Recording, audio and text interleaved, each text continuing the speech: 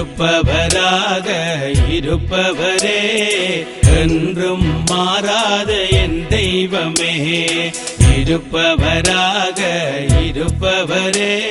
தேவ பிரசன்னமே இறங்கியே வந்திடுதே. தேவனே தூய அக்கினி இன்று நமக்குள்ளே இறங்கி வந்திடுதே. தேவனே தூய அக்கினி இன்று நமக்குள்ளே இறங்கி வந்திடுதே. தேவனின் மகிமை நம்மையெல்லாம் பரிசுத்த ஸ்தலத்தில் மூடுதே. தேவனின் மகிமை நம்மையெல்லாம் பரிசுத்த ஸ்தலத்தில் மூடுதே. தேவ பிரசன்னமே இறங்கியே வந்திடுதே. நன்றி பலி நன்றி பலி நல்லவரே உமக்கு அதிகாலை ஆனந்தமே என் அப்பாவும் திருப்பாதமே. இரவெல்லாம் காத்தே இன்னும் ஒரு நாள் தந்தே. இரவெல்லாம் காத்தே இன்னும் ஒரு நாள் தந்தே. மறவாத என் நேசரே, என்னை மறவாத என் நேசரே, நான் உறவாடி மகிழ்ந்திடுவேன். நான் உறவாடி மகிழ்ந்திடுவேன். I will celebrate, sing unto the Lord. I will sing to him a new song. I will praise him. I will sing to him a new song. I will praise him. I will sing to him a new song. Hallelujah. Hallelujah. Hallelujah. Hallelujah. Oh hallelujah. Oh hallelujah. Hallelujah. Hallelujah. அற்புதம் செய்பவர், அகில படைத்தவர், நமக்கு அற்புதம் செய்பவர், இந்த அகில படைத்தவர், யுத்தத்தில்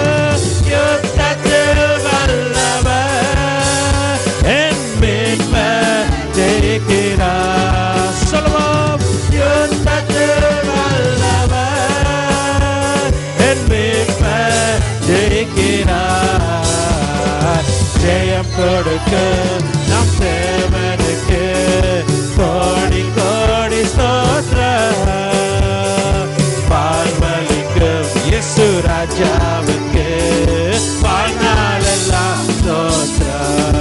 பாதத்தில் வைத்து விட்டேன் என் பாரங்கள் கவலைகள், உம் பாதத்தில் வைத்து விட்டேன் என் பாரங்கள் கவலைகள்.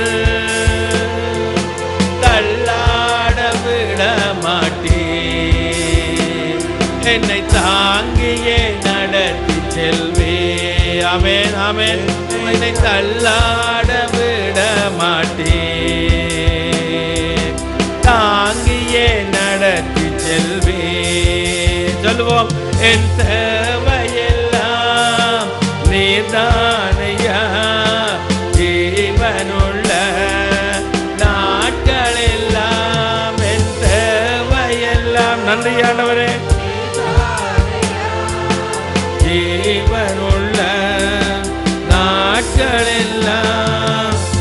ஏசையா ஏசையா ஏசையா ஏசையா வாக்களித்த அனைத்தையும்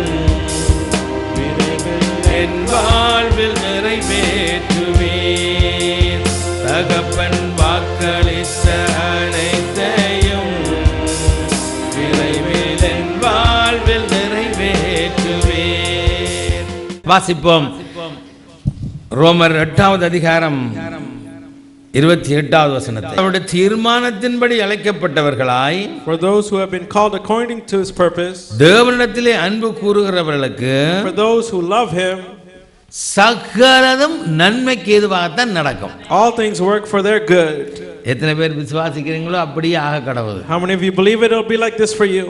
இந்த வசனம் these words தேவனுடைய சித்தத்தினதும் அவருடைய வழிகளினதும் ஒரு உறுதிப்படுத்தலாக இருக்கிறது, கன்ஃபர்மேஷனாக இருக்கிறது. It gives a confirmation, assurance of the way or purpose and will of God. அவரின் மீதான நம்பிக்கை பற்றிய ஒரு பிரகடனமாய் வாக்குத்தத்தமாக இருக்கிறது. This is a promise that gives us a belief. உலகத்தாரை பார்த்தீங்கன்னா, if you look at the worldly people, தேவனை பற்றிய சிந்தனையும் about the thoughts of God, அவருக்காக செலவிட நேரமும் அவர்களுக்கு இல்லை. they don't spend time with him as well. உலகத்திலே பாரிய அழிவுகளின் போதும் நெருக்கடிகளின் போதும், in the time of hardships or problems, மக்கள் தேவனை பற்றி சிந்திப்பது மிகவும் அரிதாக இருக்கிறது. it's very less that people think of God. இத்தகைய நேரங்களிலே, in all of this time, தேவன் சகலத்தையும் தன் கட்டுப்பாட்டின்களில் வைத்திருக்கிறார் என்று சொல்லும் பொழுது, we say that the Lord has everything in his hand. தேவன் ஒருவர் இருப்பாரானால், if there is a God, அவர்தான் இந்த கொடிய துயரங்கள், துன்பங்கள், கவலைகள், கண்ணீர்கள் அனைத்துக்கும் காரணம் என்று மக்கள் சொல்லுவார்கள். people say he is the reason for all the problems and sorrows and tears and things. சில கிறிஸ்தவர்களும் even some Christians, இத்தகைய கருத்துடையவர்களாக இருக்கிறார்கள். they have this kind of thoughts. நிலைமைகள் மோசமடையும் பொழுது, when problems come, தம்முடைய வாழ்வு எந்த விதத்திலும் தம்முடைய கட்டுப்பாட்டின்கள் இல்லை என்று அவர்கள் நினைக்கிறார்கள். they think everything in their lives is not in the commands of God. சிலர் இதை விட இன்னும் மோசமான நிலைக்கு போய் விடுவார்கள். some people think of another thing. இது பிசாசுடைய வேலை என்று சொல்வார்கள். they say this is the work of the devil. இந்த ரெண்டு கருத்துக்களும் தவறானவை. both of these reasonings are wrong.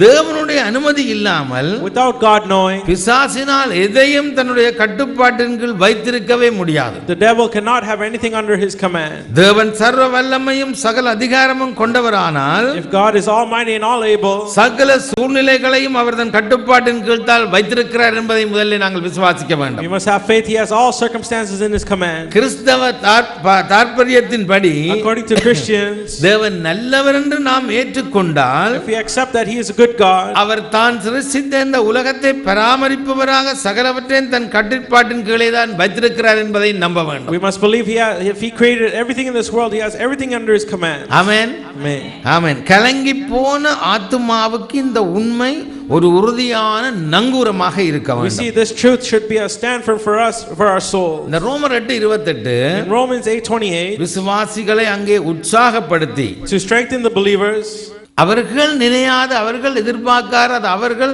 சந்தித்திராத ஒரு காரியத்துக்கூடாக தேவன் நடத்தி கொண்டு போறதை பார்க்கலாம். we can see the Lord leading the believers in a way they don't expect or see. தேவ பிள்ளைகளுக்கு ஆறுதலை கொண்டு வருகிற இந்த வசனம், these words that bring a comfort for the people of God, தாங்க முடியாத துக்கம், தாங்க முடியாத வேதனை, தாங்க முடியாத வியாதி, தாங்க முடியாத பற்றாக்குறை, தாங்க முடியாம இருக்கும் வேளையிலே, in the time where things are unbearable, either sickness, losses or anything, இவைகளை எல்லாம் அவர்கள் சகித்துக்கொண்டு சந்தோஷமாய் வாழ்வதற்கு இந்த வசனம் உதவி செய்கிறது. this word helps them to endure what they're going through and to live. ஆமென்.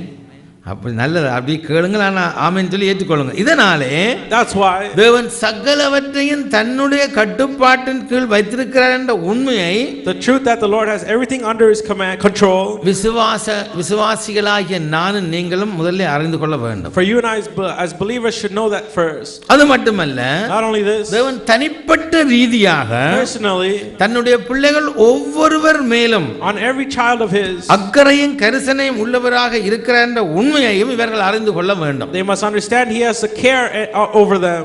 இவர்ல தான் அக்கறை. Only on him. இவர்ல தான் அக்கறை. Only on him. இவர்ல தான் அக்கறை அண்டல்ல. Only on them. தனிப்பட்ட ஒவ்வொருவரிலும். It's not like that, but every individual person. என்னிலே ஒரு அக்கறை, உங்களிலே ஒரு அக்கறை அவர் வைத்திருக்கிறார். He has a care on myself and upon you.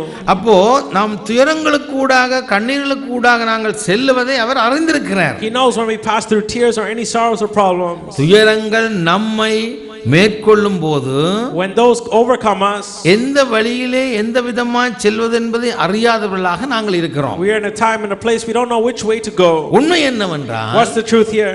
ஒரு நோக்கத்துடனே துயரங்கள் நம் வாழ்வில் வருவதற்கு தேவன் அனுமதிக்கிறார் என்பதை முதல்ல நம்ப வேண்டும். First we must believe that the Lord is having this in our lives for a purpose. இதை நாம் அறியாதிருந்தால், if we do not know, நாமும் உலக மக்களைப் போல like the worldly people, துயரத்தை மறந்து forget the sorrow, குடிக்கும், to drink, போதை வஸ்துக்கும், to smoke, இன்னும் தற்கொலைகளுக்கும், or suicide, இன்னும் பைத்தியக்காரமான பல செயல்களிலே ஈடுபடுவோம். or we'll go into many different troubling things. அப்போ துயரங்களில் தேவனுடைய வார்த்தையை, தேவனுடைய நோக்கத்தை நாம் அறிந்திராவிட்டால், if we do not know the will or purpose of God in the trouble, எங்களுடைய வாழ்க்கையிலே உள்ள அந்த உண்மையானதும் முழுமையானதுமான அர்த்தத்தை, ஆசீர்வாதத்தை நாங்கள் அறியாதவர்களாகவே இருப்போம். we won't understand the meaning and the blessing also for our lives. So நெருக்கமும் வேதனைகளும் நெருக்கடிகளும் ஏற்படும் பொழுது, when the hardships, the problems, everything comes for your life, இதை இனிமேல் என்னால் தாங்கிக் கொள்ளவே முடியாது என்று சொல்வதை தவிர, instead of saying that I cannot handle it anymore,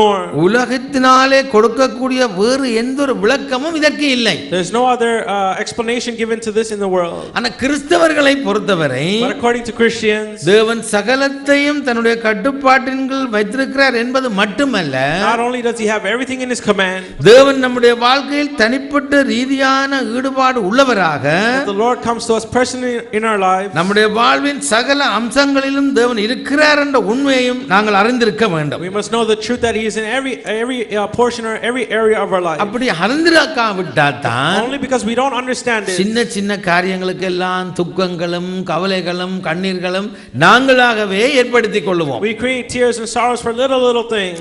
அதாவது இறுதியிலே, in the end, இது நன்மையை கொண்டு வரும் நோக்கத்துடனே துயரங்கள் நம் வாழ்விலே வருவதற்கு தேவன் அனுமதிக்கிறார் என்பதை நாங்கள் ஏற்றுக்கொள்ள வேண்டும். we must accept that he has this come for our lives, so at the end it will bring us joy. ஒரு மெய் கிறிஸ்தவனுடைய அடையாளம் என்னவென்றால், the sign of a true Christian, இந்த துயரங்களை என்னால் தாங்கிக் கொள்வது கடினம், that is hard for me to endure this hardship, இவற்றை நான் நீண்ட காலமாக அனுபவித்து வருகிறேன், I'm enduring this for a long time, என்றாலும் இவற்றை தேவன் எனது நன்மைக்காகவே அனுமதித்திருக்கிறார் என்று சொல்லக்கூடியதாக இருக்கும். but it will be that the Lord has done this for goodness for me. இதுதான் ஒரு உண்மையான கிறிஸ்தவனுடைய விசுவாசம். that is a true Christian person's faith. இதை ஏற்றுக்கொள்ள கொஞ்சம் கஷ்டமா இருக்குல்ல? isn't it hard to accept? ஆனா ஏற்றுக்கொண்டவனுக்கு அது பயங்கரமான சந்தோஷம். but those who accept it is a true joy. அதிலே பழகினவர்களுக்கு அது மிகுந்த சந்தோஷத்தை கொண்டு வரும். those who experience that have great joy. என்றாலும் even still, இந்த மனித விருப்பத்தையோ, with the likeness of man, அல்லது எதிர்காலத்திலே நல்லது நடக்கும் என்ற எதிர்பார்ப்பின் அடிப்படையாய் கொண்டிராமல், not knowing in the basis of the end and the future it will bring good, தேவனுடைய தன்மையையும், about God's character, அதை பற்றின ஆழ்ந்த அறிவையும், and the deep knowledge, தேவனுடைய ஆழ்ந்த உறவினையும் அடிப்படையாக கொண்டதாக இருக்கிறது. and it shows on the basis of our relationship with him. எல்லாவற்றுக்கும் மேலாக, above all, நாம் தேவனுடைய அன்பை அறிந்துள்ளதோடு, not only do we know the love of God, தொடர்ந்தும் அதனாலே நன்மையை நாங்கள் அனுபவித்து வருகிறோம். but we continue to live in his goodness. இது எத்தனை பேர் விசுவாசிக்கிறீங்க? how many of you believe that? Amen. amen. ரோமர் 8ஆம் அதிகாரத்திலே in Romans chapter 8 இன்னும் 2 கருத்துக்கள் இருக்கு. there's two other meanings. உண்மையிலேயே தேவனுடைய பிள்ளைகள் என்று மறுபடியும் உறுதிப்படுத்த வேண்டி உள்ளது. it's needed for us to know that we are his children. என்றாலும் அந்த 8ஆம் அதிகாரத்தின் கடைசி பகுதிக்கு வரும் பொழுது, in that verse in the last portion, அது என்ன சொல்லுகிறது என்றால், what it says, துயரங்களுக்கு மத்தியிலும் in the midst of problems, நானும் நீங்களும் தேவனுடைய பிள்ளைகள் என்பதை உறுதியாய் நம்பக்கூடியதாய் உள்ளது. we must know and have assurance we are his children. துயரங்களை பற்றிய அறிவான ரீதியான விளக்கங்களை கொடுக்க முடியாவிட்டாலும், if there is no explanation given for this, ஜெபத்தினால் through prayer நம்மால் for us தேவனிடம் வரக்கூடியதாக இருக்கிறது. we're able to come to God. 27 28 வசனத்தை விட்டு போய் வாசியுங்கள். Read verses 27 28 at home. அப்போஸ்தலனாகிய பவுல் சொல்லுகிறார், Apostle Paul says நமக்கு உதவி செய்வதற்கு ஜெபம் இருக்கிறது என்றும், there's prayer for him to help or intercede for us, நமக்கு ஜெபத்திலே நமக்கு உதவி செய்ய பரிசுத்த ஆவியானவர் இருக்கிறார் என்று சொல்லுகிறது. and that the Holy Spirit is there to intercede for us in prayer. So துயரங்கள் வருவதற்கு தேவன் அனுமதிப்பதானால், if the Lord endures the problems to come for us, நாம் துயரங்களுக்கு கூடாக செல்லும் பொழுது when we pass through these problems, நாம் தேவனுடைய பிள்ளைகள் என்பதை உறுதிப்படுத்துவதாக இருக்கிறார். he makes an assurance that we are his children. Amen amen. So நம்முடைய வாழ்விலே துயரங்கள் வருவதற்கு, when problems or troubles come in our lives, தேவன் அனுமதிக்கிறார் என்பதை ஏற்றுக்கொள்வதற்கு எங்களுக்கு கடினமாக இருக்கலாம். it might be hard for us to accept he is the one who's doing it, ஆனால் but still நம்முடைய வாழ்வுக்கான தேவனுடைய திட்டத்திலே in the plan for God in our lives, துயரங்களும் ஒரு பகுதியாகவே உள்ளது என்பதை ஒருபோதும் மறந்துவிடக் we கூடாது. should not forget trouble is also a part of that. துயரமே இல்லாதவன் இந்த உலகத்திலே கஷ்டம் கவலை இல்லாமல் இல்லவே இல்லை. There's no one in this world who has no troubles or problems. ஆனால் நம்முடைய வாழ்வுக்கான தேவனுடைய திட்டத்திலே, but in our plan of life for God, இது ஒரு பகுதியாக இருந்தாலும், even if this is a portion, ஒரு வகையிலே தேவன் பட்சபாதம் உள்ளவர், maybe the Lord has favoritism என்று சிலர் குற்றம் சாட்டுவதற்கு இது ஒரு காரணமாக இருக்கிறது. this could be a reason for them to blame God. ஏனென்றால் why? சிலர் தம் பிள்ளைகளுடைய வாழ்விலே எந்த விதமான பிரச்சனைகள் இல்லாமல் வாழும் பொழுது, some people when there's no problems in their children's life, தம்முடைய சொந்த வாழ்விலே எந்தவித பிரச்சனைகள் இல்லாமல் வாழும் பொழுது, no problem in their own life, தேவனை மட்டும் நேசிக்கும் நமக்கு மட்டும், and for us who only love God, காலத்துக்கு காலம் ஏன் கஷ்டங்கள் பிரச்சனைகள் வந்து கொண்டிருக்கின்ற குழம்பி போகிறார்கள். they get disturbed thinking why they only have problems after problems. அங்கே இதற்கு பதிலளிக்கிற பவுல் என்ன சொல்லுகிறார்? what Paul answers for this, தேவனுடைய சித்தத்தின்படி அழைக்கப்பட்டவர்களாய், for those who are called according to the purpose of God, தேவனிடத்திலே அன்பு கூறுகிறவர்களுக்கு, for those who love him, சகலமும் நன்மைக்கு ஏதுவாகவே நடக்கும். that all things work for the good. அது தீமையா இருந்தா என்ன, either if it's bad, கண்ணீரா இருந்தா என்ன, or tears, பிரச்சனையா இருந்தா என்ன, or problem, வேதனையா இருந்தா என்ன, or any sorrows, அதன் முடிவு the end, நன்மையாகவே நடக்கும். it'll be good. ஆமென். இந்த விசுவாசம் உங்களுக்கு இருக்க வேண்டும். we must have this faith. இப்ப இந்த துயரங்களை நாம் சரியான கோணத்தில் இருந்து பார்க்க வேண்டும். we must look at the problems in a right angle. இது சரியான கோணத்தில் பார்க்கிறதா இந்த ரோமர் 8:28 வசனம். Romans 8:28 helps us look at problems in a right angle. இந்த விதத்திலே நாம் துயரங்களை பார்க்கும் பொழுது, when we look at problems in this angle, அதில் உள்ள தெய்வீக நோக்கத்தை நாங்கள் அறிந்து கொள்ள முடியும். we can see a divine purpose of that. இல்லாவிட்டால் அறிந்து கொள்ள முடியாது. if not, we will not know. அந்த தெய்வீக நோக்கத்தை அறிந்து கொள்ளும்படி, for us to know this purpose, பிற்காலத்திலே தேவன் நம்முடைய கண்களை திறப்பார். in the coming days he'll open our eyes. தேவனுடைய நோக்கங்கள் ஒரு நாளும் வீணாய் போவதில்லை. his purpose never goes to waste. சகலமும் நன்மைக்கு ஏதுவாய் நடைபெறுகிறது என்பதை நாம் அறிந்திருக்கிறோம். we know he does everything for the good. அதாவது சகல சூழ்நிலைகளையும் தேவன் நம்மாலே அவர் மூலம் நம்மால் சந்திக்க முடியும் என்று அறிந்திருக்கிறோம். we know we're able to see him or face him through all these problems. தேவன் நல்லவராய் இருக்கிறமையால் சகலவற்றிலும் ஒரு நோக்கம் இருக்கிறது என்று நம்மால் உறுதியாய் சொல்ல முடியும். we can surely say that he has a purpose or a plan through all of this. பல உபத்திரவங்களை அனுபவித்த அப்போஸ்தலனாகிய Pavul, Paul who had many problems, சொல்லுகிறார், what he says, சகலவற்றையும் தேவன் நன்றாக அறிந்திருக்கிறார் என்ற உண்மையை சொல்லுகிறார். he says the truth that the Lord knows all things. சகலவற்றையும் தேவன் தன் கட்டுப்பாட்டுக்குள்ளே வைத்திருக்கிறபடியினால், because the Lord has everything and that he knows in his control. என் மீதும் உங்கள் மீதும் அக்கறை உள்ள அந்த தகப்பன், this father who has a care upon you and I, அவர் அறியாமல் நமக்கு எதுவுமே நடைபெறுகிறது இல்லை. without him knowing nothing happens to us. தலைமையில கூட எண்ணித்தான் வைத்திருக்கிறார். he even knows the counts our hair. அவரை அறியாமல் தலைமையிலே விழாது. not even without him knowing our hair will not fall. அப்போ நடக்கிறது எல்லாம் அவர் அறிந்துதான் நடக்கிறது என்று நம்ப வேண்டும். therefore we must know everything that happens comes from him. ஒரு உதாரணத்தை பாருங்கள். for an example, மனமுடைந்து போன இந்த யோபு, Job who was heartbroken, தன்னுடைய உயிரை தவிர மற்ற அனைத்தையும் இழந்துட்டான். lost everything except for his life. என்றாலும் but still, யோபுடைய புத்தகத்தின் கடைசி அதிகாரம், in the last chapter of the book of Job, இந்த கால வேளையிலே, this morning, துயரங்களுக்கு கூடாக செல்பவர்கள், துன்பங்களுக்கு கூடாக செல்பவர்கள், கண்ணீருக்கு கூடாக கவலைக்கு கூடாக செல்பவர்கள் அனைவருக்கும் அது ஆறுதல் அளிக்கிறதா இருக்கிறது. that gives comfort for those who are traveling through sorrows or pain. யோபு 42 அதிகாரம் 1 லிருந்து 4 வரையும் வாசிக்க கேட்போம். if we read Job chapter 42 verses 1 to 4, பாருங்கள், ஜோபு கர்த்தருக்கு பிரதியுத்தரமாக சொல்லுகிறார். Job replies to the Lord, தேவரீர் சகலத்தையும் செய்ய வல்லவர். I know that you can do all things. நீங்கள் செய்ய நினைத்தது தடைபடாது என்பதை அறிந்திருக்கிறேன். No plan of yours can be thwarted. எல்லாவற்றையும் இழந்துட்டார். He lost everything. இதை சொல்லுகிறார். But he still says this. நாங்கள் ஒன்றையும் விளக்க இல்லை. We didn't lose anything. கவலைகள், கண்ணீர்கள், பிரச்சனைகள், வேதனைகள் தான். Just problems, sorrows and tears. இவை சொல்ல முடியுமானால், if we're able to also say this, எப்பொழுதும் இதை சொல்லிக் கொள்ளுங்கள். you can always say, நீர் சகலத்தையும் செய்ய வல்லவர். you're able to do all things. நீர் என்னுடைய வாழ்க்கையிலே செய்ய நினைத்தது ஒருபோதும் தடைபடாதுன்னு சொல்லி பாருங்கள். And say that whatever he has planned in your life will not be stopped. வாழ்க்கையிலே இதனுடைய ஒவ்வொரு காரியங்களும் ஆச்சரியமாய் நிறைவேறும். You can see everything being fulfilled in your life. அங்கே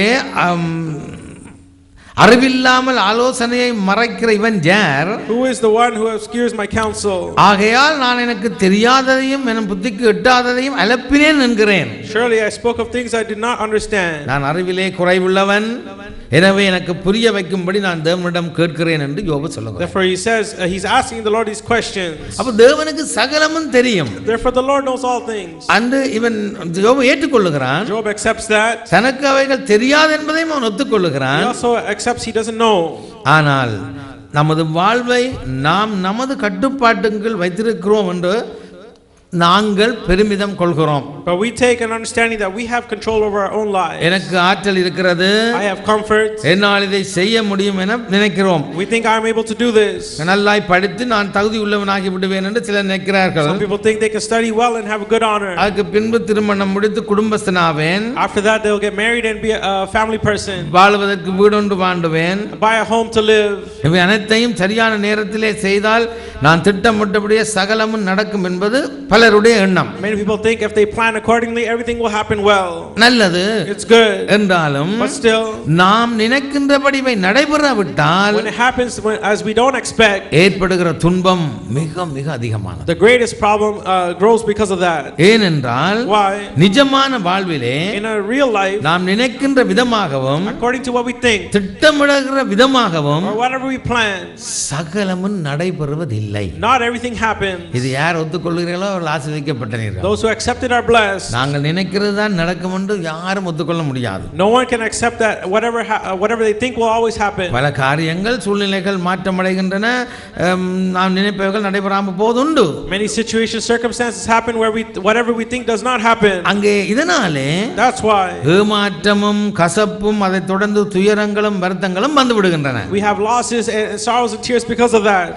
So நாம் துயரப்படுகிறதற்கும் கசப்படுவதற்கும் பல காரணங்கள் இருக்கிறது. There's many reasons why we have troubles and problems. உண்மை என்னவென்றால், but the truth in that is தேவன் தன்னுடைய பிள்ளைகள் இக்கட்டுகளையும் வேலையில்லா பிரச்சனைகளையும் குறைபாடுகளையும் அனுபவிக்க இடம் கொடுக்கிறார். The Lord is giving room for people to face or endure this. இவற்றிலே தேவன் ஒரு நோக்கத்தையும் வைத்திருக்கிறார். And he also has a purpose through that. இதை ஏற்றுக்கொள்வதற்கு கொஞ்சம் கடினமாய் தான் இருக்கும். It is hard to accept that fact. சரீர குறைபாட்டையும், maybe some weakness in the body, மனநிலை பாதிக்கப்படுதலையும், or affected in your mind, எப்படி தேவன் அனுமதிக்க முடியும் என்று இதை ஏற்றுக்கொள்ள கஷ்டமாக இருக்கும். is able to accept how the Lord does this on his will. குடும்ப பிரச்சனைகளிலும் தேவனுக்கு ஒரு நோக்கம் இருக்கிறது என எப்படி சொல்ல முடியும்? How are you able to say there's a plan in the fights of a family? என்றாலும் even still, இவை அனைத்திலும் in all of this, தேவன் ஒரு நோக்கமுடையவராக, he has a purpose, தன்னை நேசிக்கும் மக்களின் நன்மைக்காகவே for the goodness of the people that love him, சகலவற்றையும் அனுமதிக்கிறார். he has everything to endure for you. கரங்களை உயர்த்தி ஆமென் சொல்லி ஏற்றுக்கொள்வோம். say amen and accept it. இதை நம்மால் நிச்சயமாய் கூற முடியும். we're able to say, இந்த உண்மையை ஏற்றுக்கொள்ளும் வரை until we accept it, நாங்கள் குழப்பம் அடைந்தவர்களாகவும், we will always be troubled, விரக்தி உள்ளவர்களாகவும், and always have hardship, கசப்புடையவர்களுமாகத்தான் இருப்போம். and we will always be bitter. இந்த உண்மையை ஏற்றுக்கொண்டவர்களுக்கு, for those who accept it, இதில் பழகினவர்களுக்கு, those who know it, இது ஒரு பெரிய பிரச்சனையே இல்லை. it's nothing too big. துயரங்களிலே தெய்வீக நோக்கம் இருக்கிறது என்பதை நாம் விசுவாசித்தோமானால், if we have faith that there is a purpose in a problem, நாம் இதுவரையும் அறிந்திராத ஒரு ஆறுதலையும் சமாதானத்தையும் நிச்சயமாய் நாங்கள் அனுபவிக்க முடியும். we can endure a peace or anything through that. இந்த கால வேளையிலே this morning, நானும் நீங்களும் you and I, குழப்பங்கள் வரலாம், problems can come, வியாதிகள் வரலாம், sickness can come, பிரச்சனைகள் வரலாம், problems may come, ஆனால் ஒன்றை மனதிற்கு வைத்திருக்கணும். but we must always remember, அன்பு கூறுகளுக்கு for those that love him, சகலமும் நன்மைக்கு ஏதுவாகவே நடந்து முடியும் என்பதை நீங்க விசுவாசித்தீங்க, அப்படியே தேவன் ஆசீர்வதிப்பார். and if you believe that for all things will come to good in the end, இதுதான் ஜோபுக்கு ஏற்பட்டது. that's what happened to Job. நீர் எனக்கு செவி கொடும், you listen, obey me, அப்பொழுது நான் பேசுவேன், and I will speak, நான் உம்மை கேள்வி கேட்பேன், I will ask you நீர் questions. எனக்கு உத்தரவு சொல்லும் என்று யோபு 42:4 பார்க்கிறோம். Job 42:4 he says, then I will answer. So தன்னை சிருஷ்டித்த தேவன் மீது நம்பிக்கையா இருக்க கற்றுக்கொண்ட ஒரு மனிதனாக யோபு காணப்படுகிறான். Job is seen as a person who knows the will or purpose of God in his life. நாங்கள் யாரிலே நம்பிக்கை வைக்க வேணும்? Who should we have our trust in? என்னை சிருஷ்டித்த தேவனிலே நம்பிக்கை வைக்க We வேணும். should have our trust in the God who created us. So என் காதினால் உம்மை குறித்து கேள்விப்பட்டேன், I heard it through my ears, இப்பொழுது என் கண் உம்மை காணுகிறது என்று அவர் சொல்லுகிறார். but he says now my eyes have seen you. So தேவன் சகலத்தையும் தன்னுடைய கட்டுப்பாட்டின் கீழ் வைத்திருக்கிறார் என்ற அறிவில் இருந்து, from knowing that the Lord has everything in his control, இந்த நம்பிக்கையில் இருந்து, from this belief, தேவனை பற்றி உண்மையை தன்னுடைய இதயத்தில் உணர்ந்தவனாக he knew this truth in his heart. இப்போது இவன் மாறிவிட்டான். Now Job is changed. இந்த ஐஏஎஸ் அதிகாரி மாறினது போல, like this authority person changed, இந்த யோபு மாறினது போல, like Job changed, நான் நீங்களும் மாறும் வரையும் until you and I change, இந்த சின்ன சின்ன காரியங்கள் எல்லாம் எங்களுக்கு கவலையாய் கண்ணீராய் பிரச்சனையாய் அப்படியே சோர்ந்து எங்களை தற்கொலை வரையும் கொண்டு போய் விட்டுடும். these little things will bring us sorrows and tears up to the point of committing suicide. இந்த கால வேளையிலே this morning இந்த இந்த இந்த இன்னொருவரை பாருங்கள். see another person. மத்தேயு 26வது அதிகாரம் 75வது வசனத்தை வாசிப்போம். Matthew chapter 26 verse 75. நீ என்ன 3 தடவை மறுதலிப்பேன்னு இயேசு பேதுருவை பார்த்து சொல்லிட்டார். Jesus looks at Peter and says, you will disown me 3 times. பேதுரு கோபிச்சானோ? Did Peter get angry? பேதுரு என்ன செய்தான்? What did Peter do? ஆண்டவர் இந்த வார்த்தை எனக்கு சொன்னதை நினைத்து, he thought of the word that the Lord said to him. அவன் மனம் கசந்து அழுதான். he went outside and wept. கால வேளையிலே this morning தேவனுடைய வார்த்தை என்னோடு இடைப்படுகிறது. the word of God speaks to me. வேதம் வாசிக்கும் பொழுது, when you read the word, பாடும் பொழுது, when you sing, துதிக்கும் பொழுது, when you praise, ஜெபிக்கும் பொழுது, when you pray, வார்த்தையை கேட்கும் பொழுது, when you hear the sermon, தேவனுடைய வார்த்தை என்னோடு இடைப்படுகிறது. when his words speak to you, அப்பொழுது நாங்கள் வெட்கப்படாமல் மனம் கசந்து அழுத நாட்கள் எத்தனை? how many days have we also cried? அப்படி வெட்கப்படாமல் மனம் கசந்து அழுதால், if we repent and cry like this,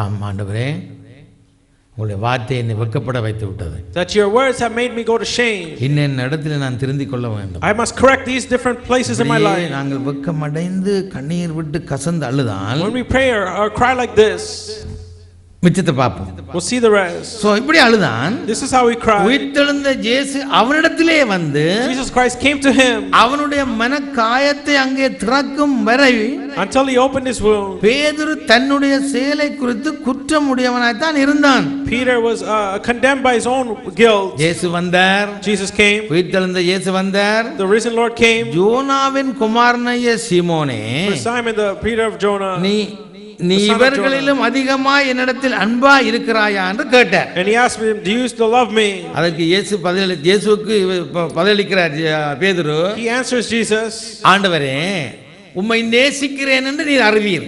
you know that I love you. இத 3 தரம் ஒருக்கா கேட்கல, not once, திருப்பி 3 தரம் கேக்குறார். but again 3 times he asked him. இந்த 3 தரம் தானே மறுதலிச்சவர். he disowned him 3 times. அதனால 3 தரம் இதை சரியாக்க வேண்டும் ஆண்டவர் 3 தடவை கேட்டார். for 3 times the Lord asked him, நீர் அறிவீர் ஆண்டவரே, you know, உம்மை நேசிக்கிறேன் அறிவீர் ஆண்டவரே, you know I love you.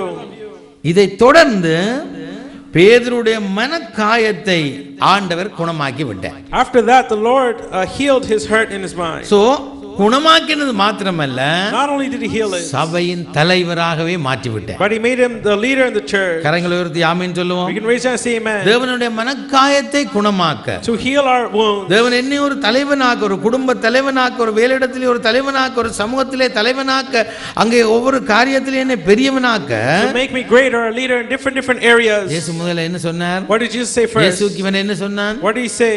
சத்தியமே பண்ணிட்டான். he gave a promise. தெரியாது சத்தியம். he promised the truth. he did not know him. ஆனால் அவனுடைய ஒரே ஒரு காரியம்தான் அவனை ஆசீர்வதித்தது. but it's one thing that blessed him. இப்படி செதுட்டனே என்று சொல்லி அவன் மனம் கசந்து அழுதான். is that he repented and cried that he did something wrong. இந்த கால வேளையிலே this morning நானாக இருக்கலாம், நீங்களாக இருக்கலாம். Either myself or you.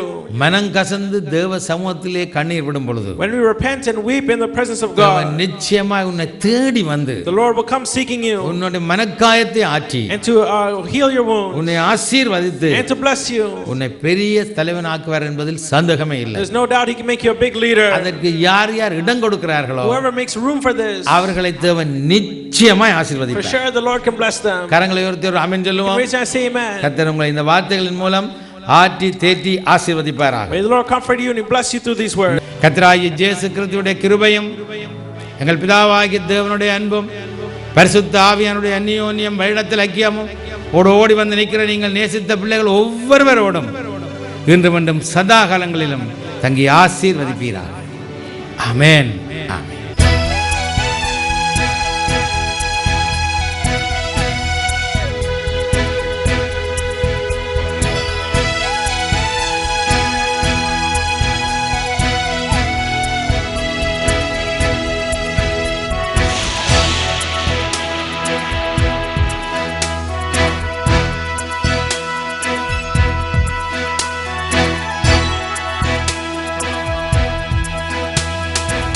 இருப்பவராக இருப்பவரே, என்றும் மாறாத என் தெய்வமே.